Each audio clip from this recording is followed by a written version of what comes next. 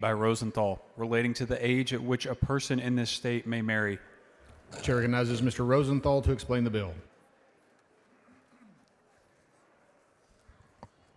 Thank you, Mr. Speaker. Members, I hope I can have your attention.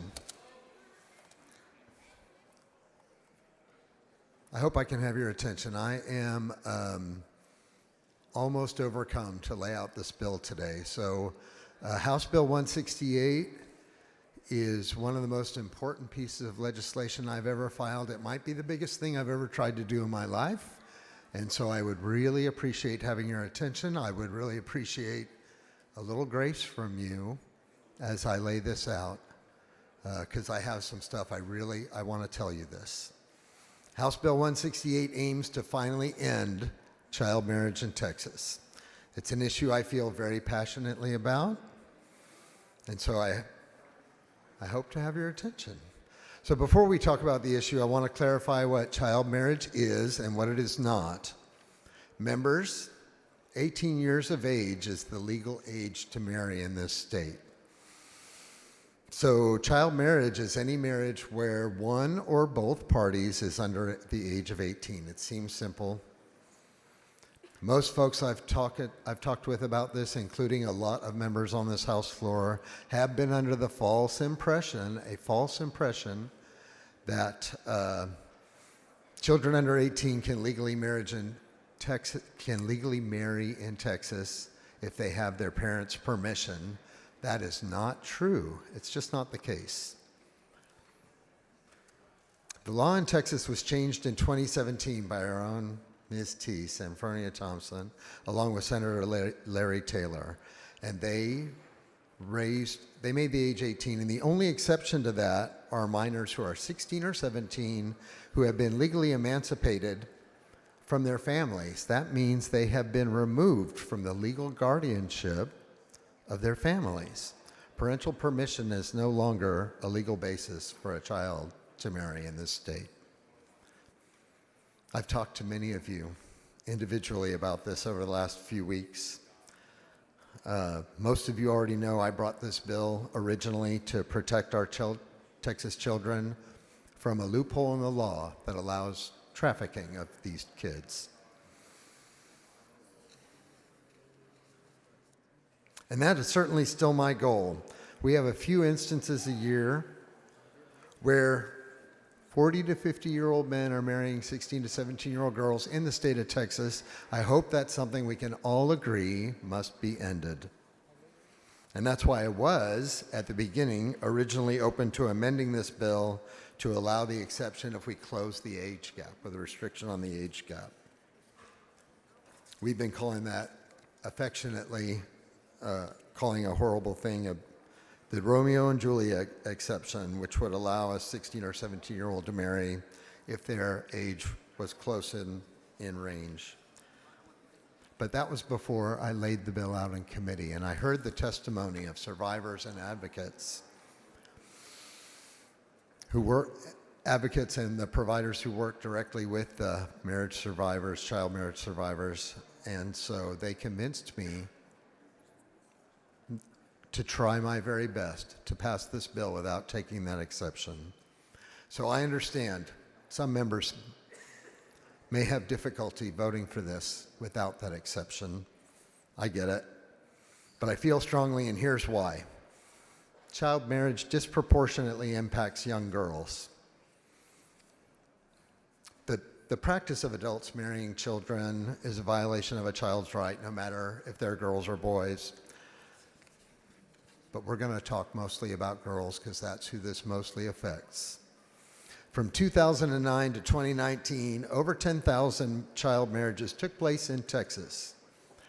90% of those marriages were an adult marrying a child. An analysis from 2002 showed that 70 to 80% of those marriages involving minors ended in divorce. Now, that data is difficult to get, and that was 20 years ago.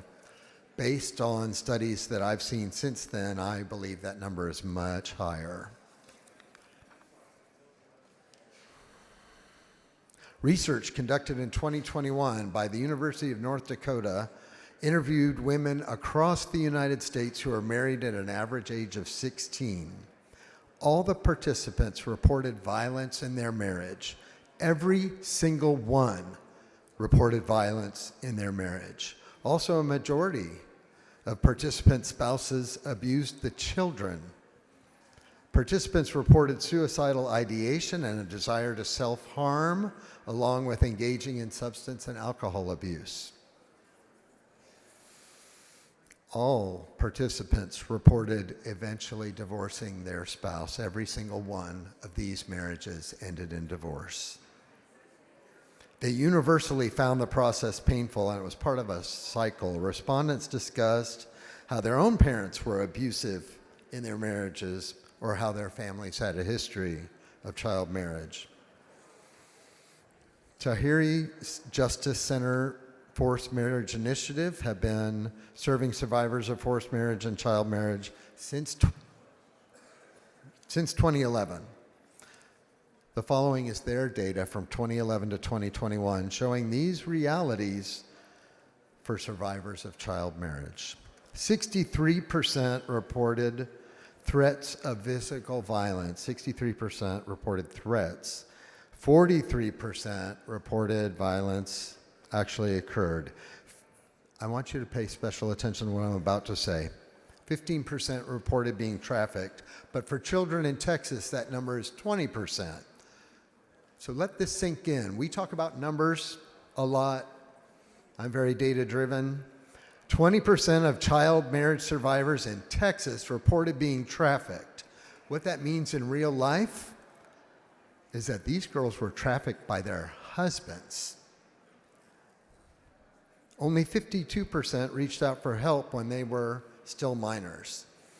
The rest endured for years before even learning they had the right to seek services to help them. During committee testimony, survivors of child marriage described their experiences with abuse and trauma from their marriage. They talked about how the adults in their lives failed them, leaving them vulnerable to the pain that they endured.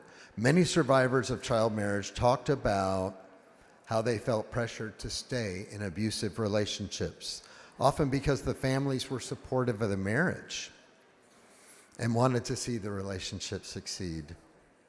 Many talked about how local law enforcement and the legal community would not take seriously the complaints of abuse from a married minor. They felt trapped and helpless, and that is why so many considered suicide and even attempted to take their own lives. Members, child marriage is too dangerous to be permitted. The practice should be ended completely in Texas with no exceptions to abuse or exploit. House Bill 168 will accomplish this. It will remove the current exception for emancipated minors, and it will allow for marriages with minors to be considered void in Texas regardless of their emancipation status. Just to be clear, members, it is already illegal for minors who are not emancipated to be married in Texas, and those unions are already considered void. I'm merely closing the loophole relating to emancipated minors. I do have an amendment. I'm not going to call it perfecting because humans are flawed. I'm flawed. We're flawed. The process is flawed. But I do believe this amendment will improve the bill. Mr. Speaker, Mr. Canales, for what purpose? the gentleman yield for a question. Gentleman yield for questions. I will. Representative, I want to thank you. I think you've got a good bill. I just wanted to express a concern and an incongruency. In Texas, the legal age for consent for sexual relations is 17 years old, and you're going to limit marriage to 18-year-olds, and there's obviously an incongruency there, and I just wanted to point it out because I get and a very laudable goal, and I would be voting for the bill, but I just think that should be congruency between the legal age of sexual consent and marriage, and I just wanted to point that out. So I appreciate your concern. Thank you very much for the question. The legal age to marry in the state is already 18. So given that the age of consent is 17, that incongruency already exists. I'm not seeking to change that. I do have an amendment. The following amendment, the clerk will read the amendment.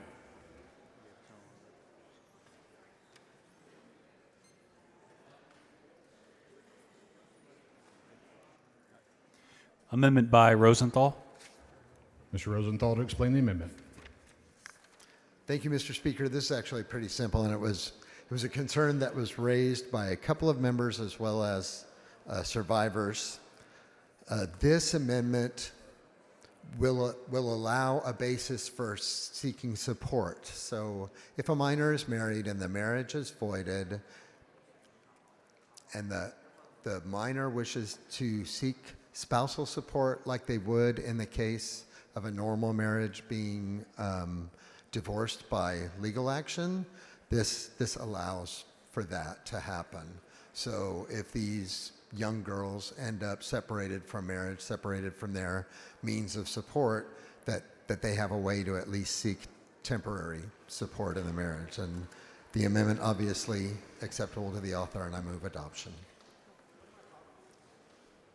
Mr. Speaker, For what purpose? does the gentleman yield for questions? The gentleman yield for questions. I will. Thank Gentleman you. yields. I just want to have a little bit of clarity because there's a little bit of confusion. So there is no Romeo and Juliet clause, correct? That's correct. That's correct. But let's say that in the state of Texas, two 17-year-olds find themselves pregnant. In the state of Texas, we have common law marriage, correct? Correct. Correct.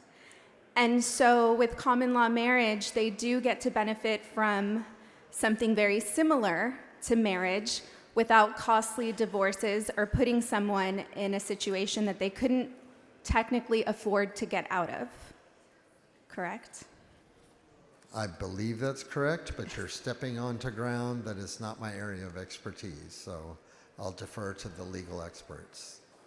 Yes. So we do have common You're- law marriage in the state of Texas. So you're saying that's already allowed for two minors who are 17 years old? Is that the law now? Yes.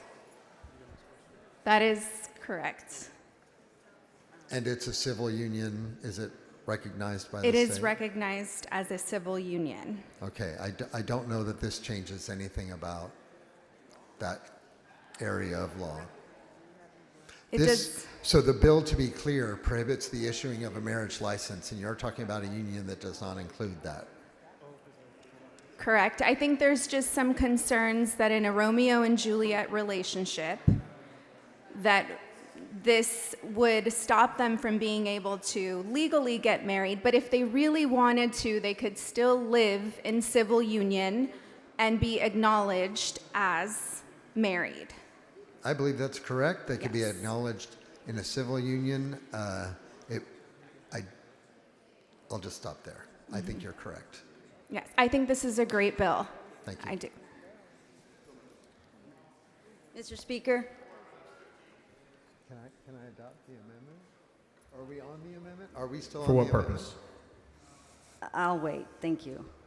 I move adoption of the amendment. Mr. Rosenthal sends up an amendment. The amendment is acceptable to the author. Is there objection to the adoption of the amendment? The chair hears none. The amendment is adopted. Does anyone wish to speak on, for, or against House Bill 168? Hearing none, the chair recognizes Mr. Rosenthal to close on the bill. Just say that. I'm not willing to pass it with that. Thank you, Mr. Speaker. And thank you for your attention, members. I move I move passage of the bill. The question occurs on passage to engrossment of House Bill 168. This is a record vote. The clerk will ring the bell. Show Mr. Rosenthal voting aye. Show Ms. Zwiener voting aye. Show Mr. Alders voting nay. Show Ms. Garcia voting aye. Show Ms. Fairley voting nay. Show Ms. Fairley voting aye. Have all voted.